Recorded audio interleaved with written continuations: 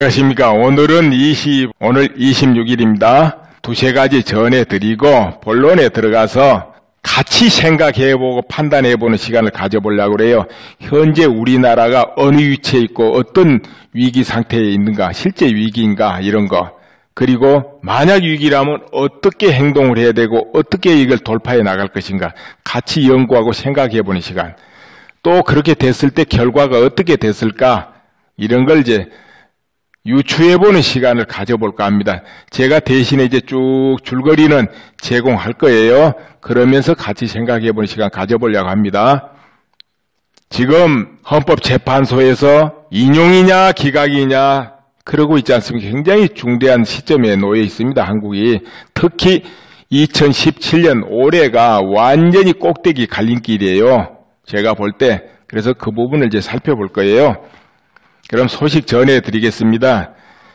목동에 있는 방송심의위원회 아시죠? 거기서 애국 시민들이 철야 농성을 며칠째 하고 있어요. 그 철야 농성을 며칠째 하고 있는데 이런저런 말도 많죠? 관계자들이 빨리 나가라 쫓아내려고 하는 거겠지만은 전기도 꺼버리고 히터도 꺼버리고 오히려 에어컨을 틀어놨다. 이제 이런 말이 흉흉합니다. 에어컨을 틀어놨다. 천장에서 찬바람이 난다는 거죠.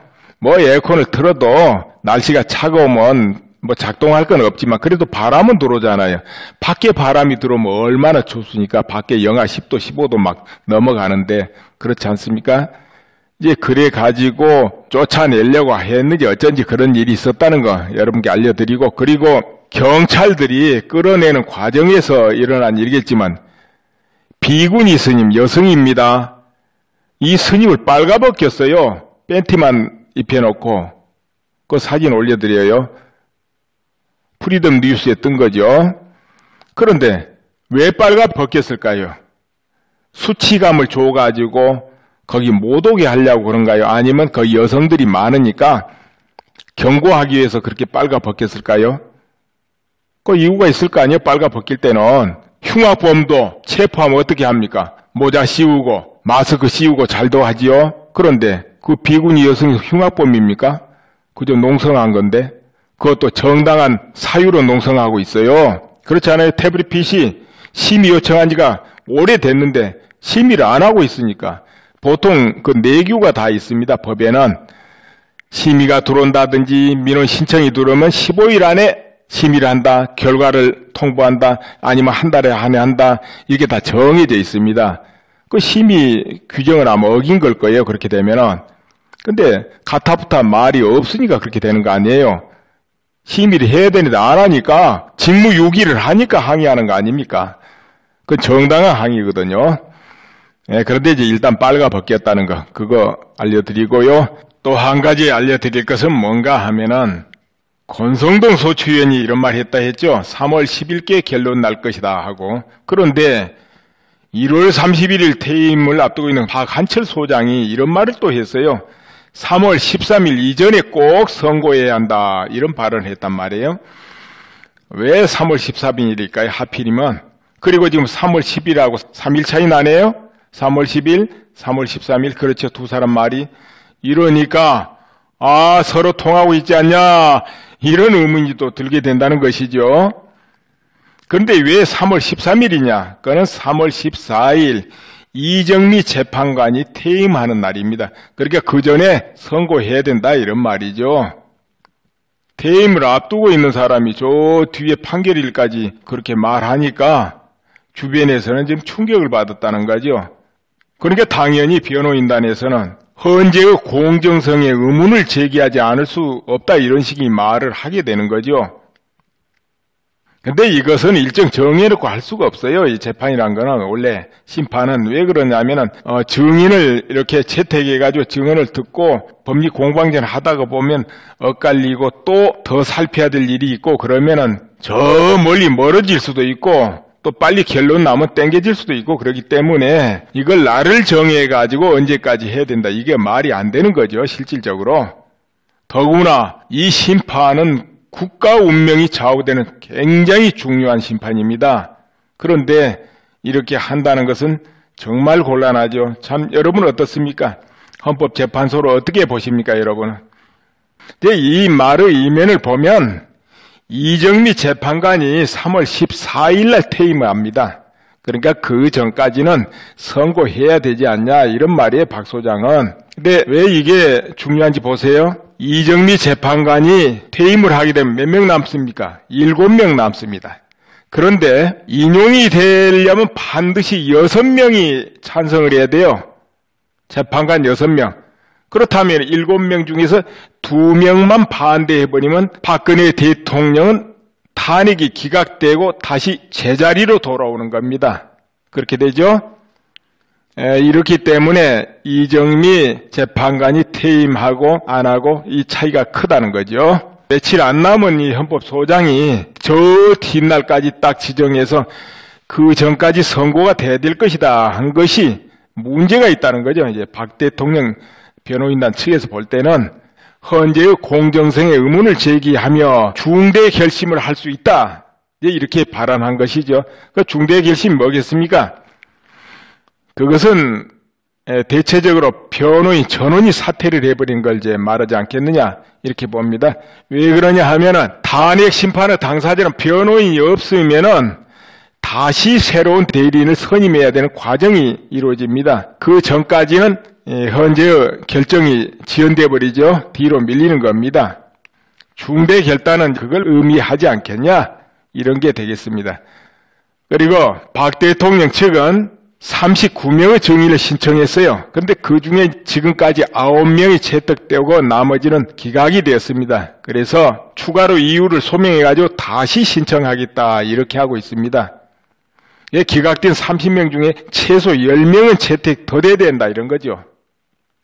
그리고 고영태 같은 경우는 이제 가장 핵심적이니까 반드시 불러와야 된다 이런 입장이죠. 결국 이 전체를 이렇게 딱 뜯어서 해석을 해보면 헌법재판소에서는 대체적 흐름이 빨리 종결하려는 흐름이 보인다 이거고, 제가 몇 번 말씀드리긴 했습니다만은 반면에 뒤집어 보면 인용도 자신만만하지는 않다 이런 이야기입니다. 인용도 8명이 남습니다. 예를 들어 박한철 씨 퇴임하면 2월달은 8명이 남아요. 그 8명이 남으면은 이 중에 6명이 인용을 해줘야 됩니다. 6명. 그렇게 해야 인용이고 이 중에 3명만 반대해버려도 기각이 되는 겁니다. 기각. 그러니까 지금 인용을 바라고 있는 측에서도 이제 장담은 할 수 없는 상황이지만은 그러나 조기에 선고가 된다면 인용 쪽에 무게를 실을 수밖에 없는 그런 어떤 분위기는 있다 이겁니다. 그러나 이 재판이라는 게 어떻습니까? 양측의 증인 불러서 증언 다 들어보고 국민들이 그걸 지켜봐야 됩니다. 그러다 보면 법을 모르는 국민들이라도 자꾸 보다 보면 어디가 잘못 있고 어디는 없겠구나 이게 보여요. 이렇게 되면 이미 국민 여론에 반영이 됩니다. 그 다음에 서로가 승복할 수밖에 없는 분위기가 됐을 때 그때 판결을 해야 후유증이 적다는 거죠.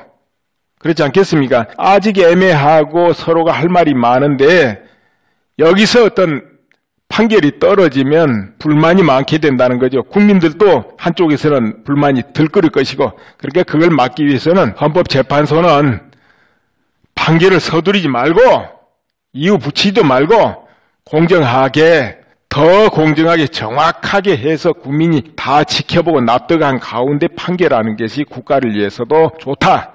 또 그리고 판결한 재판관들도 다음에 지탄의 대상이 되지 않을 것이다. 내가 그렇게 봅니다. 이제 이 정도 해놓고요.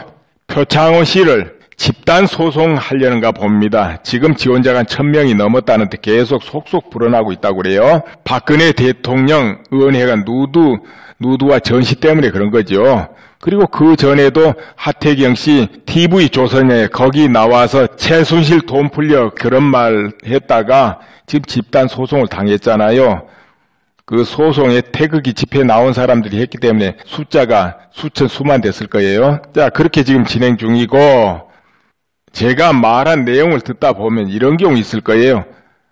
어떤 내용에는, 영상에는 굉장히 그때는 한편 전체가 목소리가 말이 빠르고 할 때가 있고, 또 어떨 때는 느릿할 때가 있고 그럴 거예요. 그러면은 그게 심리 변화인가 이럴 수 있죠. 그거하고는 전혀 상관없고요.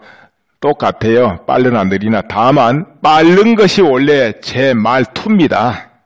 막 빨리 전개하는 게 그럴 때 말이 술술술 나오고 소리도 안 꼬여요. 줄기차게 이어집니다. 그런데 말을 느리느리 천천히 하면 소리도 좀 꼬이고 발음도 꼬이고 잘 안 이어집니다. 왜 그런 줄 아세요? 안 하던 짓이라 그래요. 원래 제가 빠르거든요, 목소리가. 근데 그럼 왜 느리느리 하느냐?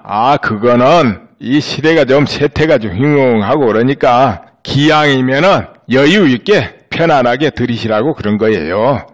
그렇게 이해하시고, 또 어떨 때는 제가 존칭을 안 써도 될 것 같은데 존칭을 더 쓰고 있는 경우도 있고, 존칭을 생략한 경우도 있고 그럴 거예요. 그것도 어떻게 보면 좀 어떤 그 사태 특성 따라서 제가 그렇게 한다고 보시면 돼요. 그러니까 제가 존칭을 써도 존칭이 아니요, 존칭을 안 써도 존칭 아닌 게 아니다. 이 정도로 이해해 주세요. 네, 그러면은 이제 본론에 들어가겠습니다. 요즘 언론의 위험성에 대해서 사람들이 간과하고 있는 부분이 있는데요. 전 세계적으로 찌라시성 언론 때문에 굉장히 문제가 생기고 그래요. 확인이 안 된 게 무차별로 돌아다니고 퍼지거든요. 그런데 공신력이 있다는 메이저 신문 언론 방송에서도 왜곡하고 의도를 품고 하는 보도가 굉장히 많아졌다는 거죠. 옛날에도 물론 있었겠지만은 그때는 확인을 할 수 없었고 요즘은 확인을 할 수가 있기 때문에 아마 밝혀지겠죠. 그래서 그 예로 뉴욕타임즈 트럼프 대통령 취임식 사진을 제가 올려드리는데 어떻게 전달 왜곡이 되는가를 한번 보세요. 그러니까 왼쪽에는 오바마 취임식 사진이고 오른쪽에는 트럼프 대통령 취임식 사진인데 설명에 그렇게 붙여놨더군요. 취임식 전 45분 전 사진이다 이래 놨는데 문제는 그게 이제 정말 45분 전 사진인지 알 수가 없죠. 그럼 그것도 사진을 어떻게 지금 뒤쪽에서 찍어놨어요. 끝에서. 그러다 보니까 트럼프 대통령 측은 텅 비게 보이는 거예요. 앞에 아무것도 없는 것처럼 이렇게 딱 보는 거예요. 그러면 어떻게 됩니까? 우선 독자들이 딱 보면은 트럼프는 완전히 비어버렸네. 그럴 거 아니에요. 사람이 없어 보이잖아요. 이 사진의 그 원근 감각 때문에 뒤에서 찍으니까 뒤에가 엄청나게 빈 것처럼 보이잖아요. 이렇게 떡 처음에 올려놓는 거예요. 그래 놓고 또 사진이 나옵니다. 넘어가면 나올 거예요. 거기 보면은 양쪽 다 이제 다 찼어요. 찼는데 가만히 자세히 보면 조금씩 오바마 쪽보다 트럼프 쪽이 약간씩 빈 부분이 보입니다. 그런데 또 설명이 그래 놨어요. 트럼프 취임식에 사람이 계속 모이고 있는 중이다 그래 놨어요. 그러니까 그 사진이 같은 시간대에 찍어놓은 사진이 아니라는 유추가 될 수 있죠. 아무튼 그렇게 비교해 놓으니까 또 자세히 봐도 조금 적어요. 약간 적게 느껴집니다. 부분 빈 곳이 있어서. 트럼프 쪽이 이렇게 만들면서 빠져나갈 구멍을 만들어요. 지금 계속 모이는 중이다 하고, 그럼 다 모인 사진은 안 올려놓죠. 당연히 이렇게 하고 있어요. 그럼 독자들은 여전히 마음속에 트럼프 쪽이 훨씬 적었어 이렇게 각인되는 거죠. 마치 촛불시 태극기 시 보도하는 식이죠. 태극기 집회가 촛불 시위 능가지가 꽤나 오래됐어요. 그러나 인제 능가한 것처럼 이렇게 보도하는데 저쪽에는 몇십만 이쪽에는 얼마 이런 식으로 해버리고, 아니면 태극기 집회가 많이 왔다 하면서도 저쪽을 더 보도해버리고, 그렇죠. 이제 그런 방식이죠. 이제 그래서 지금은 발로 뛰지 않으면 다 속게 되는 세상이에요. 발로 뛴다는 건 뭐예요? 가서 보는 거죠. 직접 보면은 참 허망할 거예요. 아이고 이것을 수십만 나왔다 그랬어, 수백만 나왔다 그랬어 하고, 어느 쪽이 그런지 이제 확인이 되는 거죠. 태극기 집회가 허망한지 촛불 집회가 허망한지 그냥 가서 보면 대번 알 거예요. 그러면 또 민의가 어딘지 대번 아는 거고. 그런데 뉴스 보도 보면 몰라요. 민의가 어디에 있는지. 재판관도 모르고 참모총장도 모를 것이고 국정원장도 모를 거예요. 청와대 비서실장도 모를 것이고 안 가보면 모르죠. 뉴스 신문 방송 보면 알 수 있나요? 그렇게 돼 있어요. 요즘 또 이런 물타기성 보도가 한국에 또 나오기 시작합니다. 뭐냐 하면은 김기춘 비서실장, 그러니까 13년, 14년도죠. 그때 지원을 받은 보수단체들이 지금 태극기 집회에 참석하고 있다. 이렇게 딱 나오는데 내용을 자세히 읽어보지 않으면 그 단체들이 태극기 집회를 주최하는 것처럼 이렇게 인식이 되도록 된단 말이에요. 그러면 청와대에서 나온 자금으로 태극기 집회가 이루어지네, 이런 딱 오해를 할 수 있는 분위기를 해놨어요. 뉘앙스를. 근데 자세히 읽어보면 빠져나갈 구멍 다 만들어 놨더라고요. 사실 지금 태극기 집회는요, 온갖 단체가 다 참여하고 있어요. 그런 단체는 물론이고 종교단체에서 시민단체, 별의별 단체가 지금 총 동원되고 있습니다. 그 중에 하나가 또 박사모 단체죠. 지금은 박사모는 일부, 극히 일부예요. 박사모는. 그런 언론에서 뭐라 합니까? 박사모 집회, 친박 집회 이렇게 딱 묶어버리잖아요. 그럼 왜곡이 돼요.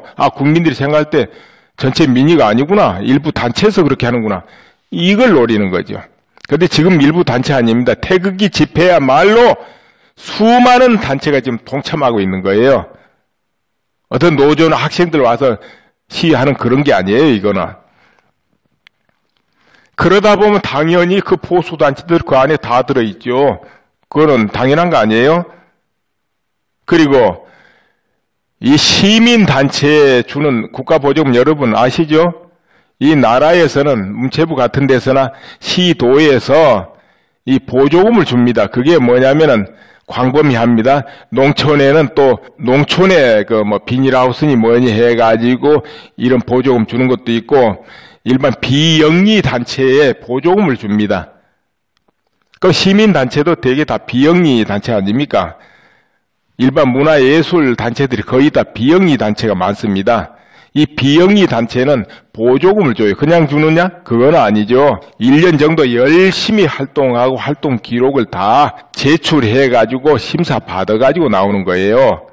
그리고 또 보조금 집행을 자세히 뽑아가지고 또 보고하고 이렇게 돼 있습니다. 그 보고해가지고 만약 허술하게 집행되고 다른 데 썼다든지 횡령을 했다든지 이러면 이제 사기 아니면 여러 가지 법에 의해서 처벌을 받게 되죠. 전에는 느슨했는데 박근혜 대통령 들어서고 나서는 굉장히 보조금 집행이 지금 엄격해졌습니다. 선동을 하고 다닌다든지 잘못된 일을 하면 당연히 그 보조금 안 주죠. 거기 보조금 주는 일이 없어야 되고 있어도 안 되죠. 자, 그런데 이제 그런저런 보조금을 좌우파 할 것 없이 다 타고 있는 거예요. 그 어느 쪽이 많이 타겠습니까? 어디가 단체가 더 많습니까, 여러분? 좌측이 많아요, 우측이 많아요? 여러분 잘 아실 거예요. 그러니까 그런 기사는 물타기성 이제 왜곡 기사들이죠. 그런 게 난무합니다. 그래서 언론 보도가 정말 이게 의도성을 띠고 공정 보도 안 하면 참 흉기 중에 흉기입니다. 이건 국가를 부도내버릴 수도 있고 정권을 깨뜨려 버릴 수도 있고 이거는 정말 위험한 흉기입니다. 그렇지 않습니까, 여러분? 이제는 국민들이 정신 바짝 차려야 돼요. 그리고 여러분 같이 생각해 볼 게 있습니다. 인간은 어떨까요? 동물과 같은 그 오감, 위험을 감지할 수 있을까요? 몸으로 느껴질까요? 여러분은 어때요? 되는가요? 저 쓰나미가 몰려오면 어떻습니까? 그 몰려오기 전에 물이 쫙 빠지죠? 바닷물이 저 아래로. 그런데 이 와중에 동물은 위협을 느껴가지고 산으로 도망간단 말이에요. 높은 데로. 근데 바닷가의 인간은 저기 조개 많이 있네 하고 바다로 걸어 들어간다는 거지요. 물이 빠졌으니까. 물론 죽지요. 그런 경우는. 그런데 이제 교육을 받은 사람은 그런 현상이 나면 의심하죠. 바다 저 멀리 보겠죠. 그런데 저 멀리 무슨 허연 거품이 보인단 말이에요. 이거 쓰나미인가 보다 하고는 5분 안에 피해야 된다 하고 조랭낭을 치는 거죠. 높은 데로. 왜냐하면 엄청나게 빠른 속도로 다가오니까요. 시속 800km라나? 아무튼 저 멀리 있다고 걸어갔다는 큰일 나죠. 이게 쓰나미인데 그런데 국가가 위기에 빠졌다. 위험이 닥쳐온다. 그러면은 최소한도 동물처럼 오감을 느끼려면 이 정도는 돼야 되겠죠. 아, 이거 왠지 비정상 같아. 이거 정상 아닌 것 같아. 뭔가 잘못됐어. 다시 봐야 될 것 같아. 뭔가 감각이 와야 된다는 거죠. 아무것도 모르고 뭔가 줄거리는 분명치 않지만은 왠지 비정상으로 느끼게 된다는 거죠. 이건 뭔가 문제 있어 하고. 그렇게 되면 이제 그 시각으로 새롭게 뭐를 보게 되면은 최소한 이 정도는 돼야죠. 최순실 공판 보고 헌법재판소 변론을 봅니다. 이상하네. 뭐가 아무것도 없는 것 같네. 그러면은 세력이 쳐놓은 그물에 걸린 건가? 오히려 피해자고 억울한 입장으로 당한 건가? 사냥당한 거 아니요? 누가 그렇게 했지? 목적이 뭘까? 이제 이 정도는 돼야 오감으로 느낀다 하겠죠. 그렇지 않습니까? 근데 그 정도가 아니고 여전히 잠 꿈꾸듯이 젖어 있다 하면은 그거는 걸어 들어가는 거죠. 저 바다에. 나는 그렇게 생각합니다. 근데 그 숫자, 아까 위협을 본능으로 느끼는 숫자, 뭔가 모르지만 몇 프로 되느냐, 이게 중요하겠죠. 그게 5%, 10%, 15%, 그럼 어렵죠. 그렇죠? 적어도 30%, 40% 이렇게 넘어가야죠. 더 나아가서 60% 이렇게 넘어가야 되겠죠. 왜? 그렇게 하면 어떻게 되겠습니까? 뭔가 대비해야 되겠다. 준비해야 되겠다. 이렇게 될 거 아니에요. 물론 어떤 일은 산으로 도망가듯이 도망도 가겠지만은 도망갈 수 없는 경우는 싸워야 될 거 아니에요. 돌파구를 열어야 되고 그렇지 않습니까? 바로 잡아서 바로 안정을 시켜야 되죠. 누가 합니까 그거? 각자 전부가 나서서 안정을 시켜야죠. 누가 해주면 너무 좋죠. 좋기야. 푸틴이 와서 해주든지 아프리카 누군가 와서 해주면 좋죠. 트럼프가 해주든. 그렇지만은 뭔가 국민 전부가 움직이고 길을 찾을 때 외부 도움도 있는 것이고 또 효과적이잖아요. 그렇잖아요? 전혀 움직이지 않는데 누가 도와줄 수 있습니까? 못 도와주지요. 그래서 뭔가 그런 걸 느꼈다 하면은 애국 시민 운동이 전개돼야 되고 각자 내가 먼저 이래야 된다는 거지요. 그렇지 않습니까? 그 운동 일환이 뭡니까? 각자 자기 영역에서 하는 걸 하는 거예요. 영어 몰라도 네덜란드 몰라도 구글 번역기 돌려가지고 글을 쓰든 자료를 첨부하고 지금 사정이 이렇다. 한국 지금 진행이 이렇다. 해가지고 또 다른 사람이 해놓은 걸 갖다 첨부하든 다른 사람이 써놓은 글도 많으니까 그거 첨부하든 해가지고 백악관에도 올리고 사방에 올린다 이거예요. 여기 이제 관계자들한테 구석구석에 또 자기 아는 사람이 국방부 누구 있다. 아니면 누구 대령이다. 아니면 별이다. 거기도 자료 보내주는 거예요. 왜? 그분들도 모르고 있을 수 있기 때문에. 잘못 판단하고 있을 수 있거든요. 그렇기 때문에 서로가 서로를 알려주는 거예요. 국정원에도 알려주고 국세청에도 알려주고 사방에 알려주는 거예요. 국가공무원 사방에 검찰에도 알려주고 알려줄 수 있는 데는 알려주는 거예요. 언론에도 알려줄 수 있으면 알려주고 또 항의할 곳은 항의하고 댓글 달 때는 댓글 달고 집회할 일 있으면 집회하고 구독 안 할 일 있으면 구독 끊어버리고 이런 게 애국 시민이죠. 이게 효과가 뭐 있냐 하지만 그게 다 모여서 사느냐 죽느냐 승패가 갈리거든요. 그렇지 않겠습니까? 원래 나한테 영웅 난다고 참 어떤 나라가 정말 어려움에 닥치고 이런 건 늘 있는 거 아닙니까? 있어도 거기서 더 발전하고 살아나면 반드시 어떤 리더가 나오기 마련이죠.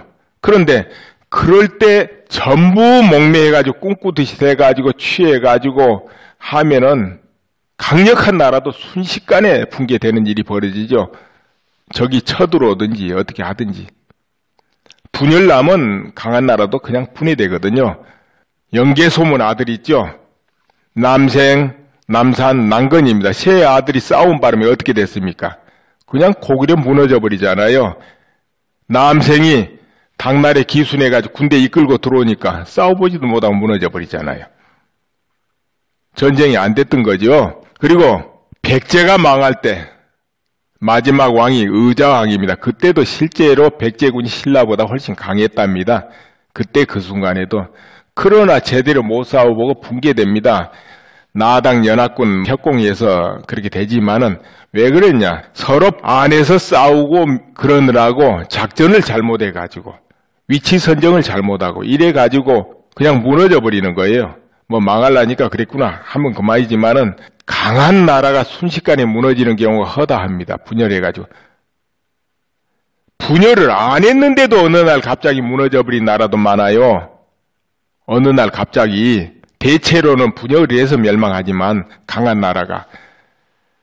강한 나라인데 대비를 안 해가지고 무너지는 경우 있죠. 주변에 나라들이 약할 때 주로 그렇습니다. 근데 상대방은 몰래 준비를 하거든요. 전쟁 일으키는데 미리 예고합니까? 1년, 2년, 3년 준비해야 되는데 몰래 하죠. 영모 일으킬 때 누가 예고합니까? 왕도 신하도 백성도 다 몰라야 되는데 테러 할 때 누가 예고합니까? 몰라야 되죠. 그러니까 내가 못 느낀다. 그럴 리 없어. 설마 뭐 그런 일이 있으려고 해도 안심하면 안 돼요. 그래서 다 무너지는 거예요. 저쪽보다 훨씬 강할 때 보통 그렇죠. 그럼 남북 간에 보세요. 북한 뭐 군대고 뭐고 지리멸멸하고 경제 완전히 다 망했고 우수한 게 있습니까? 앞서는 게 있습니까? 없죠. 여러모로 한국이 압도적이죠. 그러니까 다들 안심해야죠. 당연히. 다 그래요.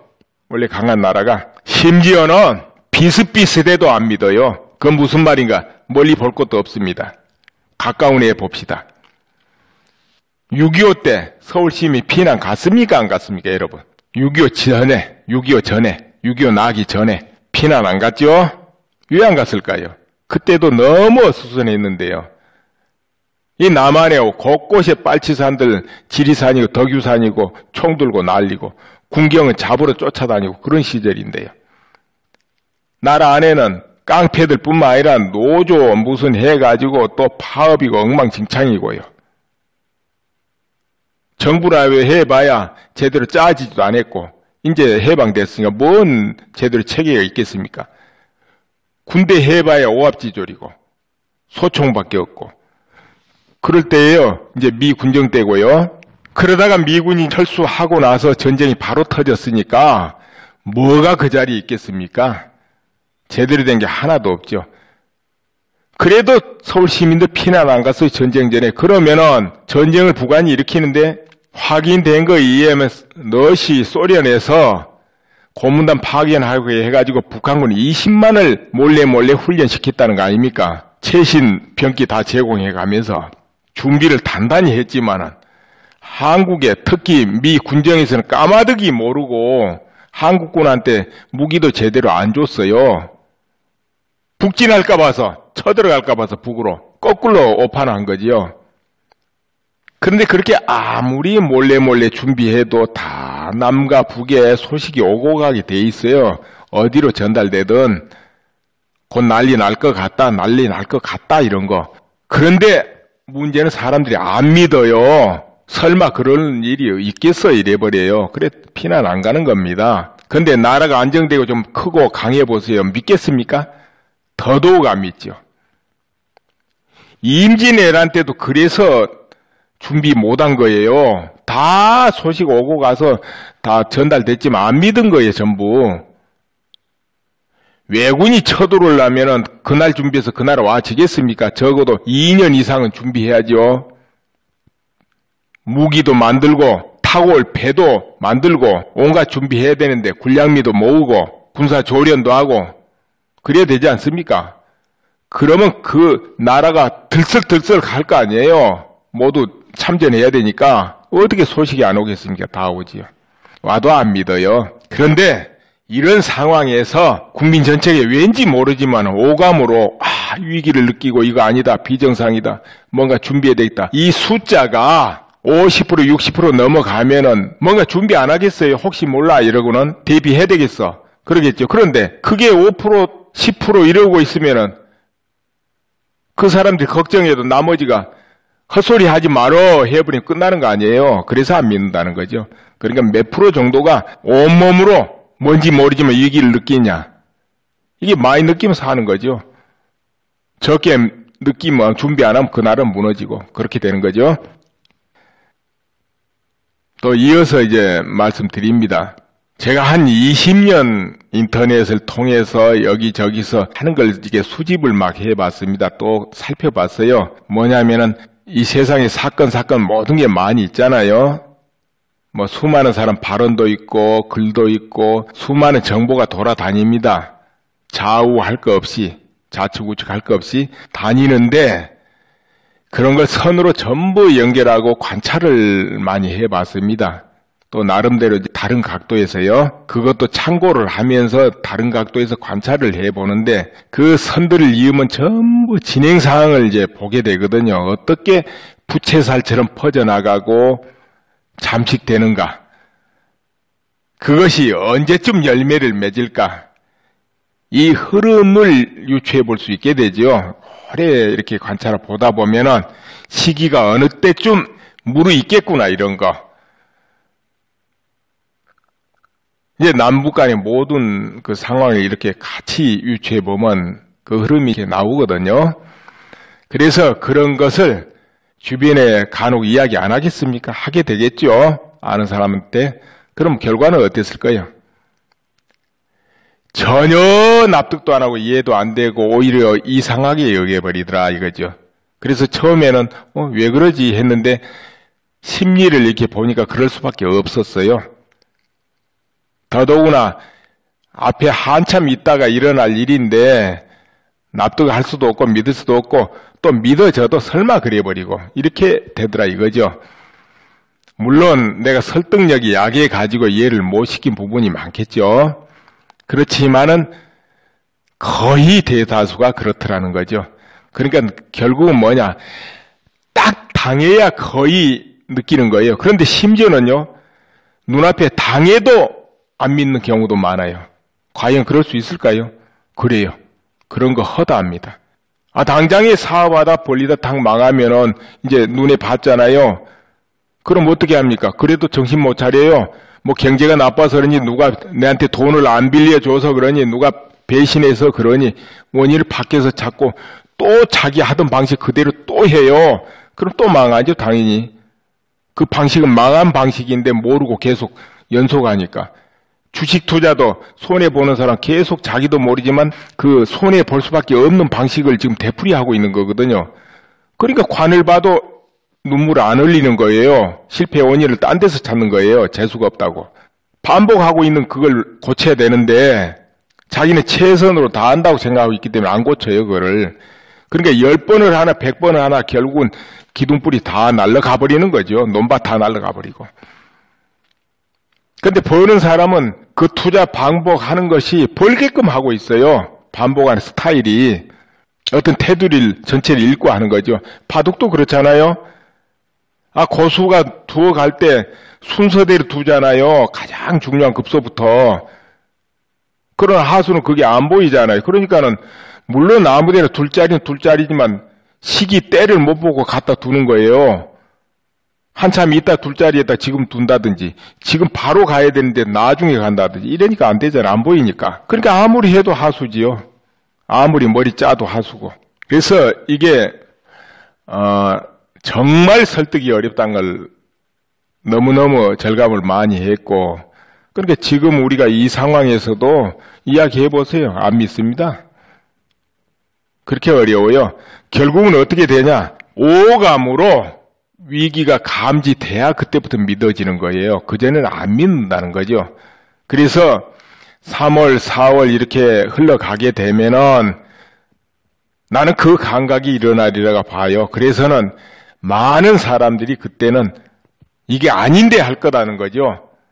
그 계기가 남북 간에 이제 일이 뭔가 작용하기 시작할 때, 트럼프가 들었다 놨다 할 때, 중국과 들었다 놨다 할 때, 여기서 그 감각이 깨어나지 않겠냐 이렇게 보는 거예요.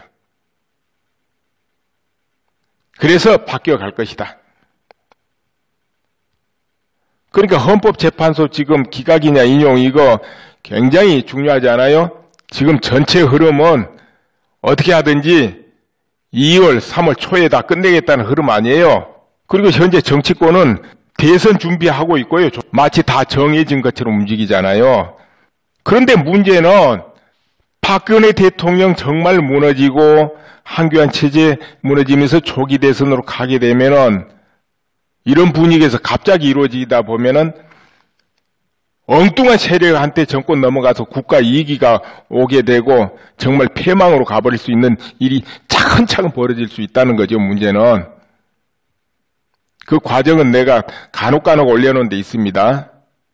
어떻게 이렇게 무너지고 어떻게 흥해가고 이거 양갈래로 해놓은 게 많이 종종 있습니다. 오늘은 그 이야기 안 할 거예요.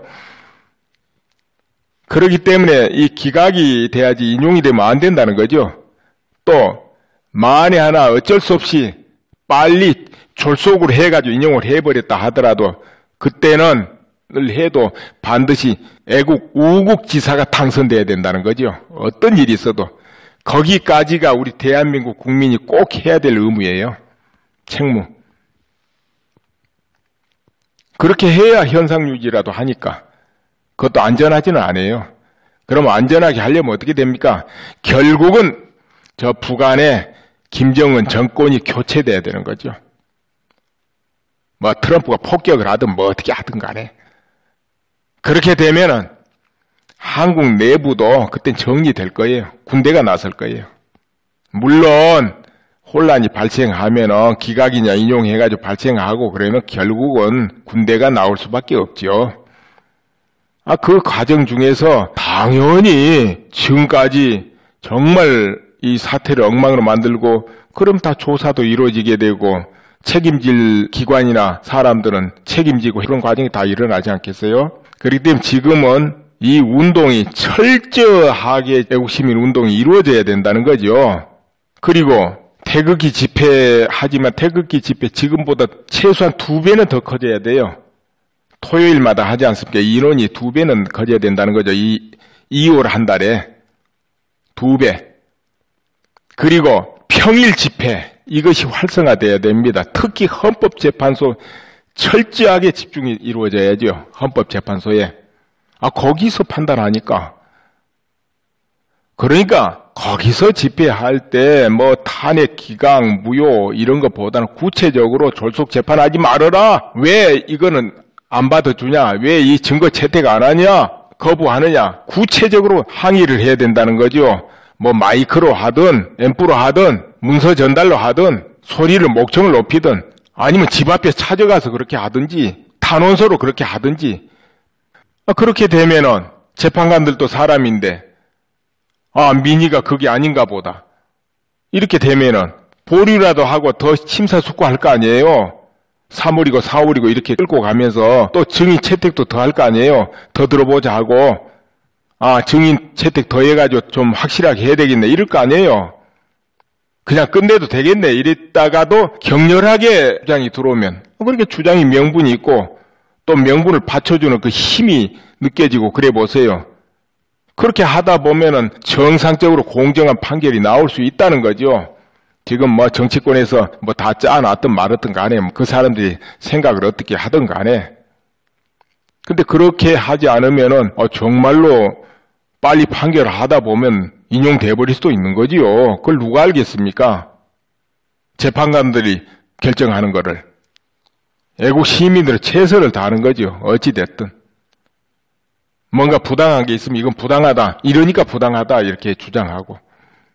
그래야죠. 이제 그와 동시에 뭐 온라인으로 모든 이런 일체의 국내 사정을 자료와 함께 또 다른 사람이 해놓은 거 이런 것을 퍼날르든 해서 구글 번역기를 돌려서 번역을 하든 어떻게 해서라도 저 국방성, 미국의 국방성에도 올리고 백악관에도 올리고 사방에 두는 거예요. 언론기관에도 제공하고 그리고 우리나라에도 주요 기관들이 얼마나 많습니까? 국방부도 있고 육본도 있고 국정원도 있고 많잖아요. 각 기관에 국가 공무원한테도 다 올리는 거예요. 왜냐하면 그분들도 바쁘고 하다 보니까 모를 수 있어요. 여러 정보를 다 수집하고 있다 해도 늘 뉴스 방송 보다 보면 또 잘못 생각할 수도 있잖아요. 재판관들도 그렇다니까요. 재판관은 사람 아닌가요? 그분들이 재판하러 바빠 죽겠는데 일일이 인터넷 들어가고 유튜브 보고 확인하고 그러겠습니까? 그저 방송 뉴스 보고 판단하죠. 그러니까 다 자료 올려주는 거예요. 여기저기. 이렇다고 온갖 자료를. 이게 바로 굉장한 효과가 있다 이거지, 이런 거. 내 주변에도 보면은 괜찮게 생활하고 이런 분들 거의 관심 안 가져요. 인터넷이고 뭐가 안 해도 되거든요. 다 뭐 아래서 알아서 보고 다 하고 알아서 하니까 또 일일이 들어가서 손가락 놀릴 필요도 없고 그러니까 안 봐요. 그럼 그분들이 보는 게 뭡니까? 신문 방송이죠. 그게 까마득히 모르게 돼 있어요. 오히려 지금 넉넉하게 생활하는 기득권 보수층이 모르는 까닭이 거기 있다 봅니다. 내가 만나본 사람마다 아무도 모르고 있었으니까요. 전부 생활이 넉넉하고 지위가 높고 하니까 아쉬운 게 없어요. 그러다 보니까 일일이 뭐 찾아보고 그런 거 안 해요. 그게 까마득히 몰라요. 위험을 못 느끼는 거예요. 안 느끼면 그러겠습니까? 돈 많고 직책 높은데 자기 살 길 찾아야지. 서민보다 더 급한 쪽이 그쪽인데 모르기 때문에 안 움직이는 거예요. 저 대기업의 회장도 모르면 안 움직이는 거예요. 알면 움직이게 돼 있어요. 어떤 형태로든. 그러니까 여러분 대기업 회장들한테도 자료 보내세요. 늘 보낼 수 있다면. 대기업 어떤 그런 정보 이런 걸 판단하는 곳에도 늘 올려주고. 그럼 오늘 이 마신에 이제 쭉 줄거리는 제공할 거예요. 그러면서 같이 생각해보는 시간 가져보려고 합니다. 지금 헌법재판소에서 인용이냐 기각이냐 그러고 있지 않습니까? 굉장히 중대한 시점에 놓여 있습니다. 한국이. 특히 2017년 올해가 완전히 꼭대기 갈림길이에요. 제가 볼 때. 그래서 그 부분을 이제 살펴볼 거예요. 그럼 소식 전해드리겠습니다. 목동에 있는 방송심의위원회 아시죠? 거기서 애국 시민들이 철야 농성을 며칠째 하고 있어요. 그 철야 농성을 며칠째 하고 있는데 이런저런 말도 많죠. 관계자들이 빨리 나가라 쫓아내려고 하는 거겠지만은 전기도 꺼버리고 히터도 꺼버리고 오히려 에어컨을 틀어놨다. 이제 이런 말이 흉흉합니다. 에어컨을 틀어놨다. 천장에서 찬바람이 난다는 거죠. 뭐 에어컨을 틀어도 날씨가 차가우면 뭐 작동할 건 없지만 그래도 바람은 들어오잖아요. 밖에 바람이 들어오면 얼마나 춥습니까? 밖에 영하 10도, 15도 막 넘어가는데 그렇지 않습니까? 이제 그래 가지고 쫓아내려고 했는지 어쩐지 그런 일이 있었다는 거 여러분께 알려드리고 그리고 경찰들이 끌어내는 과정에서 일어난 일이겠지만 비구니 스님 여성입니다. 이 스님을 빨가벗겼어요. 팬티만 입혀놓고 그 사진 올려드려요. 프리덤 뉴스에 뜬 거죠. 그런데 왜 빨가벗겼을까요? 수치감을 줘가지고 거기 못 오게 하려고 그런가요? 아니면 거기 여성들이 많으니까 경고하기 위해서 그렇게 빨가벗겼을까요? 그 이유가 있을 거 아니에요? 빨가벗길 때는. 흉악범도 체포하면 어떻게 합니까? 모자 씌우고 마스크 씌우고 잘도 하지요. 그런데 그 비구니 여성이 흉악범입니까? 그저 농성한 건데 그것도 정당한 사유로 농성하고 있어요. 그렇지 않아요? 태블릿 PC 심의 요청한 지가 오래됐는데 심의를 안 하고 있으니까 보통 그 내규가 다 있습니다. 법에는 심의가 들어온다든지 민원 신청이 들어오면 15일 안에 심의를 한다, 결과를 통보한다, 아니면 한 달에 한해 한다, 이게 다 정해져 있습니다. 그 심의 규정을 아마 어긴 걸 거예요, 그렇게 되면은. 근데 가타부타 말이 없으니까 그렇게 되는 거 아니에요. 심의를 해야 되는데 안 하니까, 직무유기를 하니까 항의하는 거 아닙니까? 그건 정당한 항의거든요. 예, 그런데 이제 일단 빨가벗겼다는 거, 그거 알려드리고요. 또 한 가지 알려드릴 것은 뭔가 하면은, 권성동 소추위원이 이런 말 했다 했죠. 3월 10일께 결론 날 것이다 하고. 그런데 1월 31일 퇴임을 앞두고 있는 박한철 소장이 이런 말을 또 했어요. 3월 13일 이전에 꼭 선고해야 한다. 이런 발언을 했단 말이고. 아니면 태극기 집회가 많이 왔다 하면서도 저쪽을 더 보도해버리고. 그렇죠. 이제 그런 방식이죠. 이제 그래서 지금은 발로 뛰지 않으면 다 속게 되는 세상이에요. 발로 뛴다는 건 뭐예요? 가서 보는 거죠, 직접. 보면은 참 허망할 거예요. 아이고, 이것을 수십만 나왔다 그랬어? 수백만 나왔다 그랬어? 하고. 어느 쪽이 그런지 이제 확인이 되는 거죠. 태극기 집회가 허망한지, 촛불 집회가 허망한지 그냥 가서 보면 대번 알 거예요. 그러면 또 민의가 어딘지 대번 아는 거고. 그런데 뉴스 보도 보면 몰라요. 민의가 어디에 있는지. 재판관도 모르고 참모총장도 모를 것이고 국정원장도 모를 거예요. 청와대 비서실장도 모를 것이고 안 가보면 모르죠. 뉴스, 신문, 방송 보면 알 수 있나요? 그렇게 돼 있어요. 요즘 또 이런 물타기성 보도가 한국에 또 나오기 시작합니다. 뭐냐 하면은 김기춘 비서실장, 그러니까 13년, 14년도죠. 그때 지원을 받은 보수단체들이 지금 태극기 집회에 참석하고 있다. 이렇게 딱 나오는데 내용을 자세히 읽어보지 않으면 그 단체들이 태극기 집회를 주최하는 것처럼 이렇게 인식이 되도록 된단 말이에요. 그러면 청와대에서 나온 자금으로 태극기 집회가 이루어지네, 이런 딱 오해를 할 수 있는 분위기를 해놨어요. 뉘앙스를. 근데 자세히 읽어보면 빠져나갈 구멍 다 만들어 놨더라고요. 사실 지금 태극기 집회는요, 온갖 단체가 다 참여하고 있어요. 그런 단체는 물론이고 종교단체에서 시민단체, 별의별 단체가 지금 총 동원되고 있습니다. 그 중에 하나가 또 박사모 단체죠. 지금은 박사모는 일부, 극히 일부예요. 박사모는. 그런 언론에서 뭐라 합니까? 박사모 집회, 친박 집회 이렇게 딱 묶어버리잖아요. 그럼 왜곡이 돼요. 국민들이 생각할 때 전체 민의가 아니구나, 일부 단체에서 그렇게 하는구나, 이걸 노리는 거죠. 그런데 지금 일부 단체 아닙니다. 태극기 집회야말로 수많은 단체가 지금 동참하고 있는 거예요. 어떤 노조나 학생들 와서 시위하는 그런 게 아니에요, 이거는. 그러다 보면 당연히 그 보수단체들 그 안에 다 들어있죠. 그거는 당연한 거 아니에요? 그리고 이 시민단체에 주는 국가보조금 여러분 아시죠? 이 나라에서는 문체부 같은 데서나 시도에서 이 보조금을 줍니다. 그게 뭐냐면은 광범위합니다. 농촌에는 또 농촌에 그 뭐 비닐하우스니 뭐니 해가지고 이런 보조금 주는 것도 있고 일반 비영리 단체에 보조금을 줍니다. 그 시민단체도 되게 다 비영리 몸으로 느껴질까요? 여러분은 어때요? 되는가요? 저 쓰나미가 몰려오면 어떻습니까? 그 몰려오기 전에 물이 쫙 빠지죠. 바닷물이 저 아래로. 그런데 이 와중에 동물은 위협을 느껴가지고 산으로 도망간단 말이에요. 높은 데로. 근데 바닷가의 인간은 저기 조개 많이 있네 하고 바다로 걸어 들어간다는 거지요. 물이 빠졌으니까. 물론 죽지요. 그런 경우는. 그런데 이제 교육을 받은 사람은 그런 현상이 나면 의심하죠. 바다 저 멀리 보겠죠.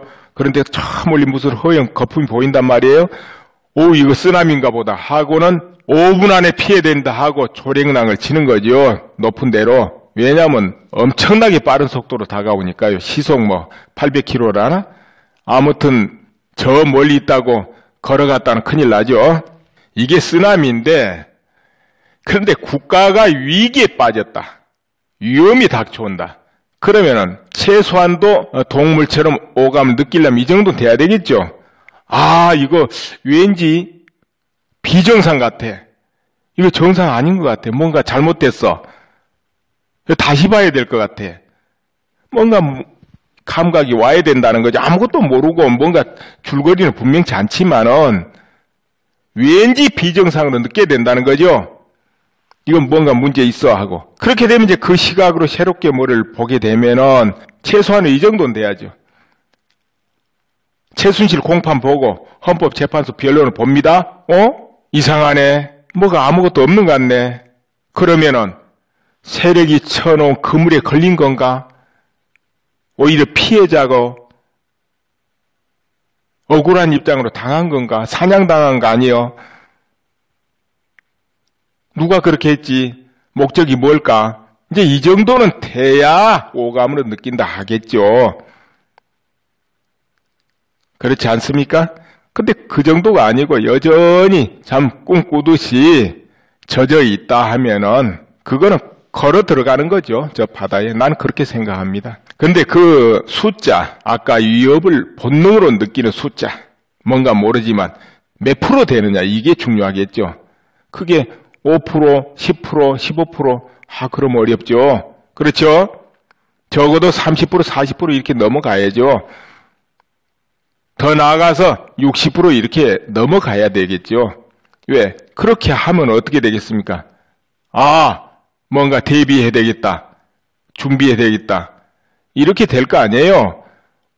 물론 어떤 일은 산으로 도망가듯이 도망도 가겠지만은 도망갈 수 없는 경우는 싸워야 될 거 아니에요. 돌파구를 열어야 되고 그렇지 않습니까?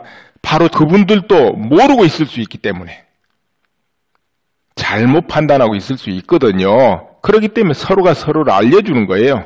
국정원에도 알려주고 국세청에도 알려주고 사방에 알려주는 거예요. 국가공무원 사방에 검찰에도 알려주고 알려줄 수 있는 데는 알려주는 거예요. 언론에도 알려줄 수 있으면 알려주고 또 항의할 곳은 항의하고 댓글 달 때는 댓글 달고 집회할 일 있으면 집회하고 구독 안 할 일 있으면 구독 끊어버리고 이런 게 애국 시민이죠. 이게 효과가 뭐 있냐 하지만 그게 다 모여서 사느냐 죽느냐 승패가 갈리거든요. 그렇지 않겠습니까? 원래 나한테 영웅 난다고 참 어떤 나라가 정말 어려움에 닥치고 이런 건 늘 있는 거 아닙니까? 있어도 거기서 더 발전하고 살아나면 반드시 어떤 리더가 나오기 마련이죠. 그런데 그럴 때 전부 목매해가지고 꿈꾸듯이 돼가지고 취해가지고 하면은 강력한 나라도 순식간에 붕괴되는 일이 벌어지죠. 적이 쳐들어오든지 어떻게 하든지. 분열남은 강한 나라도 그냥 분해되거든요. 영계소문 아들 있죠. 남생, 남산, 남건입니다. 세 아들이 싸운 바람에 어떻게 됐습니까? 그냥 고구려 무너져 버리잖아요. 남생이 당나라에 기순해가지고 군대 이끌고 들어오니까 싸워보지도 못하고 무너져 버리잖아요.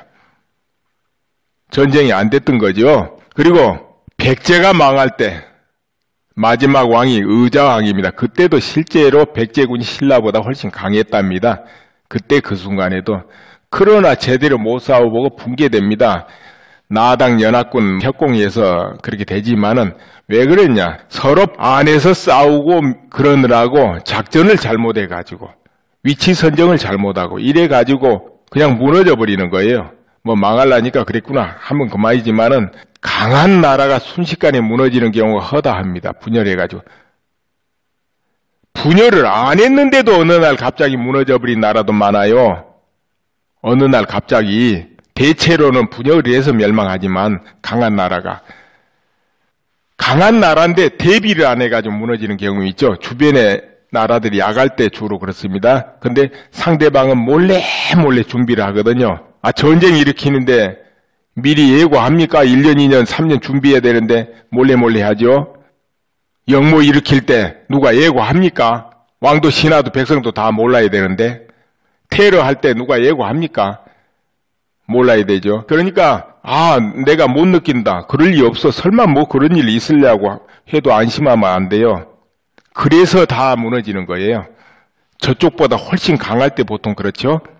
그럼 남북 간에 보세요. 취임 직전 45분 전 사진이다. 이래 놨는데 문제는 그게 이제 정말 45분 전 사진인지 알 수가 없죠. 그럼 그것도 사진을 어떻게 찍으면 뒤쪽에서 찍어놨어요. 끝에서. 그러다 보니까 트럼프 대통령 측은 텅 비게 보이는 거예요. 앞에 아무것도 없는 것처럼 이렇게 딱 보는 거예요. 그러면 어떻게 됩니까? 우선 독자들이 딱 보면은 트럼프는 완전히 비어버렸네. 그럴 거 아니에요. 사람이 없어 보이잖아요. 이 사진의 그 원근 감각 때문에 뒤에서 찍으니까 뒤에가 엄청나게 빈 것처럼 보이잖아요. 이렇게 떡 처음에 올려놓는 거예요. 그래 놓고 또 사진이 나옵니다. 넘어가면 나올 거예요. 거기 보면은 양쪽 다 이제 다 찼어요. 찼는데 가만히 자세히 보면 조금씩 오바마 쪽보다 트럼프 쪽이 약간씩 빈 부분이 보입니다. 그런데 또 설명이 그래놨어요. 트럼프 취임식에 사람이 계속 모이고 있는 중이다. 그래놨어요. 그러니까 그 사진이 같은 시간대에 찍어놓은 사진이 아니라는 유추가 될 수 있죠. 아무튼 그렇게 비교해 놓으니까 또 자세히 봐도 조금 적어요. 약간 적게 느껴집니다. 부분 빈 곳이 있어서. 트럼프 쪽이 이렇게 만들면서 빠져나갈 구멍을 만들어요. 지금 계속 모이는 중이다 하고 그럼 다 모인 사진을 안 올려놓죠. 당연히 이렇게 하고 있어요. 그럼 독자들은 여전히 마음속에 트럼프 쪽이 훨씬 적었어 이렇게 각인되는 거죠. 마치 촛불시 태극기 시 보도하는 식이죠. 태극기 집회가 촛불 시위 능가한 지가 꽤나 오래됐어요. 그러나 인제 능가한 것처럼 이렇게 보도하는데 저쪽에는 몇십만, 이쪽에는 얼마 이런 식으로 해버리고, 아니면 태극기 집회가 많이 왔다 하면서도 저쪽을 더 보도해버리고, 그렇죠? 이제 그런 방식이죠. 이제 그래서 지금은 발로 뛰지 않으면 다 속게 되는 세상이에요. 발로 뛴다는 건 뭐예요? 가서 보는 거죠, 직접. 보면은 참 허망할 거예요. 아이고, 이것을 수십만 나왔다 그랬어? 수백만 나왔다 그랬어? 하고. 어느 쪽이 그런지 이제 확인이 되는 거죠. 태극기 집회가 허망한지, 촛불 집회가 허망한지 그냥 가서 보면 대번 알 거예요. 그러면 또 민의가 어딘지 대번 아는 거고. 그런데 뉴스 보도 보면 몰라요. 민의가 어디에 있는지. 재판관도 모르고, 참모총장도 모를 것이고, 국정원장도 모를 거예요. 청와대 비서실장도 모를 것이고, 안 가보면 모르죠. 뉴스, 신문, 방송 보면 알 수 있나요? 그렇게 돼 있어요. 요즘 또 이런 물타기성 보도가 한국에 또 나오기 시작합니다. 뭐냐 하면은 김기춘 비서실장, 그러니까 13년, 14년도죠. 그때 맞습니다. 이 비영리 단체는 보조금을 줘요. 그냥 주느냐? 그건 아니죠. 1년 정도 열심히 활동하고 활동 기록을 다 제출해가지고 심사 받아가지고 나오는 거예요. 그리고 또 보조금 집행을 자세히 뽑아가지고 또 보고하고 이렇게 돼 있습니다. 그 보고해가지고 만약 허술하게 집행되고 다른 데 썼다든지 횡령을 했다든지 이러면 이제 사기 아니면 여러 가지 법에 의해서 처벌을 받게 되죠. 전에는 느슨했는데 박근혜 대통령 들어서고 나서는 굉장히 보조금 집행이 지금 엄격해졌습니다.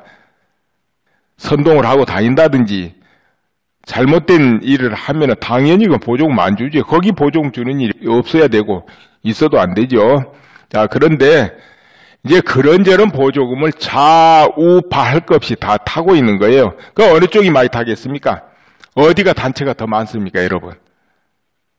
좌측이 많아요, 우측이 많아요? 여러분 잘 아실 거예요. 그러니까 그런 기사는 물타기성 이제 왜곡 기사들이죠. 그런 게 난무합니다. 그래서 언론 보도가 정말 이게 의도성을 띠고 공정 보도 안 하면 참 흉기 중에 흉기입니다. 이건 국가를 부도내버릴 수도 있고 정권을 깨뜨려 버릴 수도 있고 이거는 정말 위험한 흉기입니다. 그렇지 않습니까, 여러분? 이제는 국민들이 정신 바짝 차려야 돼요. 그리고 여러분과 같이 생각해 볼 게 있습니다. 인간은 어떨까요? 동물과 같은 그 오감, 위험을 감지할 수 있을까요? 몸으로 느껴질까요? 여러분은 어때요? 되는가요? 저 쓰나미가 몰려오면 어떻습니까? 그 몰려오기 전에 물이 쫙 빠지죠? 바닷물이 저 아래로. 그런데 이 와중에 동물은 위협을 느껴가지고 산으로 도망간단 말이에요. 높은 데로. 근데 바닷가의 인간은 아, 저기 조개 많이 있네 하고 바다로 걸어 들어간다는 거지요. 물이 빠졌으니까. 아, 물론 죽지요. 그런 경우는. 그런데 이제 교육을 받은 사람은 그런 현상이 나면 의심하죠. 바다 저 멀리 보겠죠. 그런데 저 멀리 무슨 허연 거품이 보인단 말이에요. 오, 이거 쓰나미인가 보다 하고는 5분 안에 피해야 된다 하고 조랭랑을 치는 거죠. 높은 데로. 왜냐하면 엄청나게 빠른 속도로 다가오니까요. 시속 800km라나? 아무튼 저 멀리 있다고 걸어갔다는 큰일 나죠. 이게 쓰나미인데 그런데 국가가 위기에 빠졌다. 위험이 닥쳐온다. 그러면은 최소한도 동물처럼 오감을 느끼려면 이 정도는 돼야 되겠죠. 아, 이거 왠지 비정상 같아. 이거 정상 아닌 것 같아. 뭔가 잘못됐어. 다시 봐야 될 것 같아. 뭔가 감각이 와야 된다는 거죠. 아무것도 좌우파 할 것 없이 다 타고 있는 거예요. 그 어느 쪽이 많이 타겠습니까? 어디가 단체가 더 많습니까, 여러분? 좌측이 많아요, 우측이 많아요? 여러분 잘 아실 거예요. 그러니까 그런 기사는 물타기성 이제 왜곡 기사들이죠. 그런 게 난무합니다. 그래서 언론 보도가 정말 이게 의도성을 띠고 공정 보도 안 하면 참 흉기 중에 흉기입니다. 이건 국가를 부도내버릴 수도 있고 정권을 깨뜨려 버릴 수도 있고 이거는 정말 위험한 흉기입니다. 그렇지 않습니까, 여러분? 이제는 국민들이 정신 바짝 차려야 돼요. 그리고 여러분과 같이 생각해 볼 게 있습니다. 인간은 어떨까요? 동물과 같은 그 오감, 위험을 감지할 수 있을까요? 몸으로 느껴질까요? 여러분은 어때요? 되는가요? 저 쓰나미가 몰려오면 어떻습니까? 그 몰려오기 전에 물이 쫙 빠지죠? 바닷물이 저 아래로. 그런데 이 와중에 동물은 위협을 느껴가지고 산으로 도망간단 말이에요. 높은 데로. 근데 바닷가의 인간은 아 저기 조개 많이네 하고 바다로 걸어 들어간다는 거지요. 물이 빠졌으니까. 물론 죽지요. 그런 경우는. 그런데 이제 교육을 받은 사람은 그런 현상이 나면 의심하죠. 바다 저 멀리 보겠죠. 그런데 저 멀리 무슨 허연 거품이 보인단 말이에요. 오 이거 쓰나미인가 보다 하고는 5분 안에 피해야 된다 하고 조랭랑을 치는 거죠. 높은 데로. 왜냐하면 엄청나게 빠른 속도로 다가오니까요. 시속 800km라나? 아무튼 저 멀리 있다고 걸어갔다는 큰일 나죠. 이게 쓰나미인데 그런데 국가가 위기에 빠졌다. 위험이 닥쳐온다. 그러면은 최소한도 동물처럼 오감을 느끼려면 이 정도는 돼야 되겠죠. 아 이거 왠지 비정상 같아. 이거 정상 아닌 것 같아. 뭔가 잘못됐어. 다시 봐야 될 것 같아. 뭔가 감각이 와야 된다는 거죠. 아무것도 모르고 뭔가 줄거리는 분명치 않지만은 왠지 비정상으로 느껴야 된다는 거죠. 이건 뭔가 문제 있어 하고. 그렇게 되면 이제 그 시각으로 새롭게 뭐를 보게 되면은 최소한 이 정도는 돼야죠. 최순실 공판 보고 헌법재판소 변론을 봅니다. 이상하네. 뭐가 아무것도 없는 것 같네. 그러면은 세력이 쳐놓은 그물에 걸린 건가? 오히려 피해자고 억울한 입장으로 당한 건가? 사냥당한 거 아니에요? 누가 그렇게 했지? 목적이 뭘까? 이제 이 정도는 돼야 오감으로 느낀다 하겠죠. 그렇지 않습니까? 근데 그 정도가 아니고 여전히 참 꿈꾸듯이 시민이죠. 이게 효과가 뭐 있냐 하지만 그게 다 모여서 사느냐 죽느냐 승패가 갈리거든요. 그렇지 않겠습니까? 원래 나한테 영웅 난다고 참 어떤 나라가 정말 어려움에 닥치고 이런 건 늘 있는 거 아닙니까? 있어도 거기서 더 발전하고 살아나면 반드시 어떤 리더가 나오기 마련이죠. 그런데 그럴 때 전부 목매해가지고 꿈꾸듯이 돼가지고 취해가지고 하면은 강력한 나라도 순식간에 붕괴되는 일이 벌어지죠. 적이 쳐들어오든지 어떻게 하든지. 분열남은 강한 나라도 그냥 분해되거든요. 영계소문 아들 있죠. 남생, 남산, 남건입니다. 세 아들이 싸운 바람에 어떻게 됐습니까? 그냥 고구려 무너져 버리잖아요. 남생이 당나라에 기순해가지고 군대 이끌고 들어오니까 싸워보지도 못하고 무너져 버리잖아요. 전쟁이 안 됐던 거죠. 그리고 백제가 망할 때 마지막 왕이 의자왕입니다. 그때도 실제로 백제군이 신라보다 훨씬 강했답니다. 그때 그 순간에도. 그러나 제대로 못 싸워보고 붕괴됩니다. 나당 연합군 협공에서 그렇게 되지만은 왜 그랬냐? 서로 안에서 싸우고 그러느라고 작전을 잘못해가지고 위치 선정을 잘못하고 이래가지고 그냥 무너져 버리는 거예요.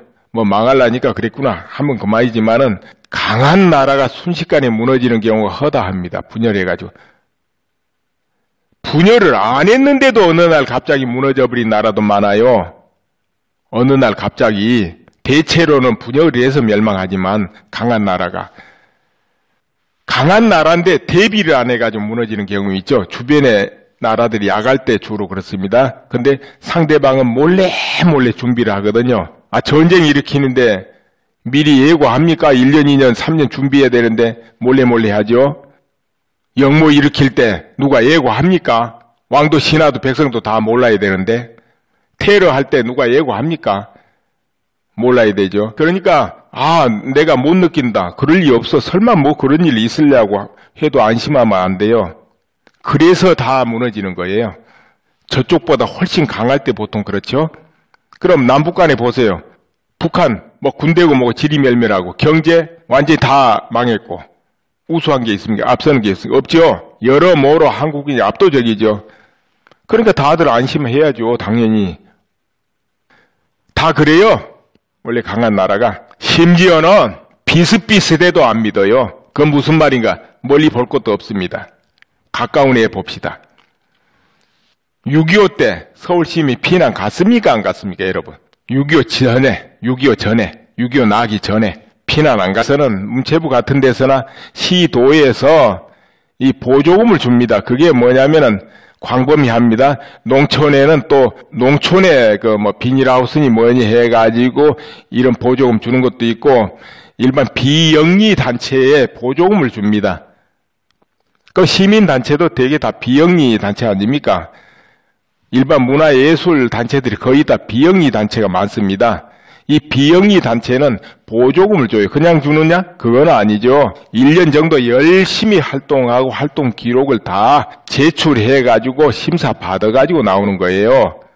그리고 또 보조금 집행을 자세히 뽑아가지고 또 보고하고 이렇게 돼 있습니다. 그 보고해가지고 만약 허술하게 집행되고 다른 데 썼다든지 횡령을 했다든지 이러면 이제 사기 아니면 여러 가지 법에 의해서 처벌을 받게 되죠. 전에는 느슨했는데 박근혜 대통령 들어서고 나서는 굉장히 보조금 집행이 지금 엄격해졌습니다. 선동을 하고 다닌다든지 잘못된 일을 하면 당연히 그 보조금 안 주죠. 거기 보조금 주는 일이 없어야 되고 있어도 안 되죠. 자, 그런데 이제 그런저런 보조금을 좌우파 할 것 없이 다 타고 있는 거예요. 그 어느 쪽이 많이 타겠습니까? 어디가 단체가 더 많습니까, 여러분? 좌측이 많아요, 우측이 많아요? 여러분 잘 아실 거예요. 그러니까 그런 기사는 물타기성 이제 왜곡 기사들이죠. 그런 게 난무합니다. 그래서 언론 보도가 정말 이게 의도성을 띠고 공정 보도 안 하면 참 흉기 중에 흉기입니다. 이건 국가를 부도내버릴 수도 있고 정권을 깨뜨려 버릴 수도 있고 이거는 정말 위험한 흉기입니다. 그렇지 않습니까, 여러분? 이제는 국민들이 정신 바짝 차려야 돼요. 그리고 여러분과 같이 생각해 볼 게 있습니다. 인간은 어떨까요?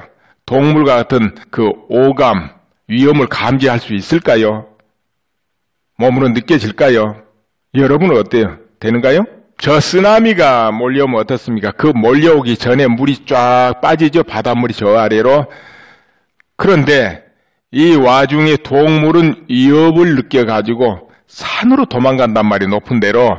근데 바닷가의 인간은 아 저기 조개 많이 있네 하고 바다로 걸어 들어간다는 거지요. 물이 빠졌으니까.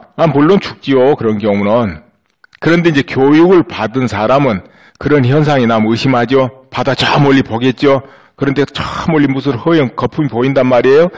오 이거 쓰나미인가 보다 하고는 5분 안에 피해야 된다 하고 조랭랑을 치는 거죠. 높은 데로. 왜냐하면 엄청나게 빠른 속도로 다가오니까요. 시속 800km라나? 아무튼 저 멀리 있다고 걸어갔다는 큰일 나죠.